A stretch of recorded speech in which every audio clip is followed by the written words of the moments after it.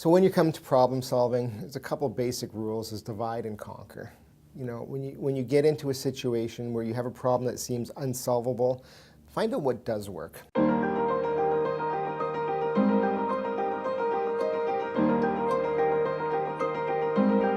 If you can segment either components out or when it stopped working, when it started making a new noise, you really have to get all the information up front. Examples include cars or electronics. You know, if you don't have power, when did it fail? What else was impacted? Can you do some quick fix or quick tests, maybe replace some batteries to see if a remote control is working or not? So you want to go after the quick fixes first, but after that, you glean the information off others. You glean the information off dividing it into separate pieces. So in mechanics, you have fuel, spark, and power, you know, are the basic ones. In electrical, you want to know where you have electricity up to what point. And if you can divide it and find out the second half is working, it comes to a common thread even in the business world. So if you're going to find you have problems with customers, maybe they're not coming anymore, or your payroll isn't working, when did that happen? Can you identify a point in time or a person who influenced it or affected it? Problem solving can seem overwhelming, but you break it down into small chunks, you look at the small pieces, and you build from there. You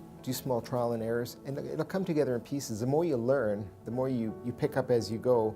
It's like a model. You start putting it together, and then you can form something that either makes sense or you can throw out and try something new. So the important takeaway with problem solving is don't get overwhelmed with all the details. Look at the small ones, what's working, where you can divide it and isolate what is working and what isn't, and come back in piecemeal. I think you're going to find you can solve a lot more problems than maybe you originally would attempt by going slow, steady, and trusting yourself.